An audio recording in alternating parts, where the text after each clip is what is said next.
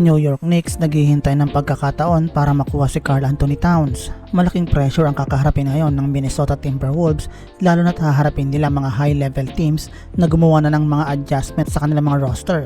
Hindi naging matagumpay ang kanilang experiment na Karl Anthony Towns-Rudy Gobert duo dahil most of the season ay hindi nakapaglaro si Towns dahil sa kanyang injury. Naging usapan naman ang nangyaring preseason game ng Timberwolves sa Madison Square Garden.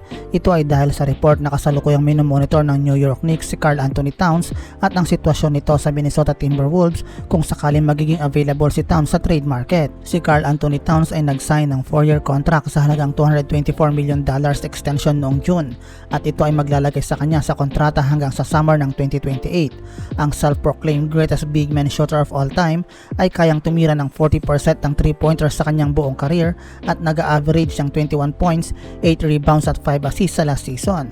Siya ay isang 6'11" na may offensive skill set, kaya naman walang duda na maraming team ang magkaka-interest sa kanya kung siya ay magiging available. Isa sa mga teams na nakaabang sa potential availability ni Karl Anthony Towns ay ang team ng New York Knicks. Kapag ito ay nangyari ay magiging reunion ito ni Karl Anthony Towns at Tom Thibodeau na siyang naging coach niya rin noon sa Timberwolves. Si Towns ay maaaring makadagdag ng ibang dimension sa opensa ng New York Knicks na siyang naging efficient sa regular season.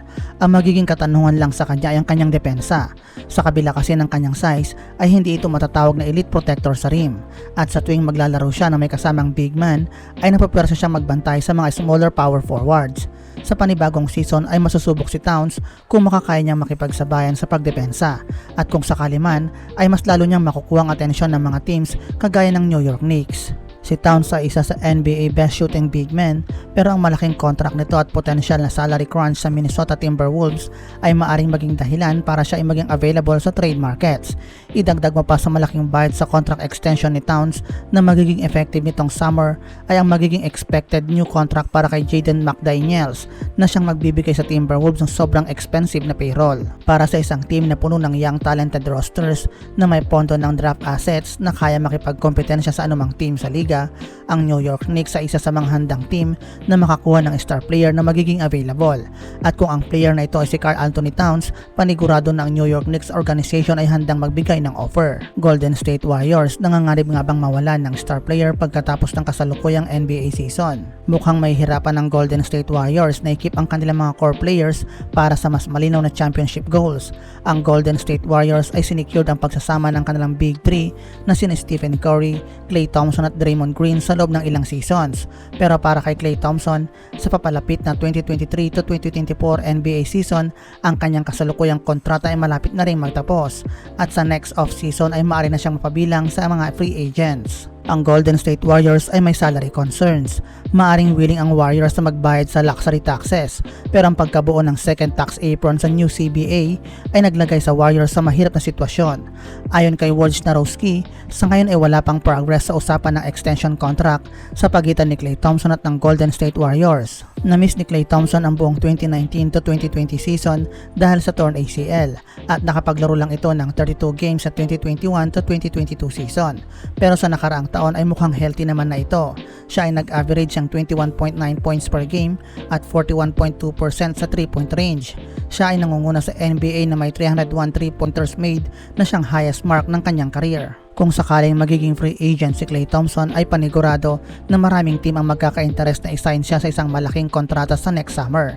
Pero may mga report naman na willing si Klay Thompson na makakuha ito ng less deal para lang manatili sa Golden State Warriors.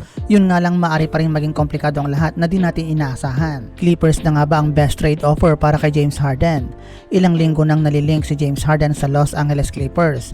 Yun nga lang mukhang may hangganan ang kanilang kayang ibigay para lang makuha ang Philadelphia 76ers guard. Ayon nga sa balita ay gumawa na ng offer ang Clippers at talagang nais nilang makuha si Harden. Pero tumanggi silang itaas ang offer para makuha ito. Ayon sa reports ay inoffer nila ang first round pick, draft pick swaps at isang expiring contracts kapalit ni James Harden. Ang mga players na kagaya ni Norman Powell at Terrence Mann ay ilan sa mga players na gusto ng Philadelphia 76ers, pero ang Clippers ay pinanindigan ang kanilang offer at sinabing ang mga players na nais ng 76ers ay off the table na para sa usapan. Si James Harden ay may salary worth na $35.6 million, samantala ang Clippers naman ay may ilang players na pa-expire na ang kontrata. Kasama na dyan si Marcus Morris, Nicolas Batum, Robert Covington at Mason Plumlee. Ang Clippers ay may sapat na package ng expiring deals para makapagbigay ng cap relief para sa 76ers. Ang LA Clippers lang din ang lumalabas na tanging suitor para makuha si James Harden. Kaya naman isa rin itong rason para di itaas ng Clippers ang kanilang offer. Napabalita rin naman na ang president ng 76ers na si Daryl Morey ang dahilan kung bakit na-hold ang deal sa pagitan ng dalawang team. Kilala si Daryl Morey bilang pasensyoso, kagaya ng nangyaring matagalang diskusyon sa pagitan ng 76ers at ng kanilang star player noon na si Ben Simmons. At ang pasensya ng 51 years old executive ay tila naman matagumpay nang magawa nitong maswap si Ben Simmons kay James Harden. Sa ngayon ay mukhang naghihintay pa si Daryl Morey na mas magandang offer na maaring dumating.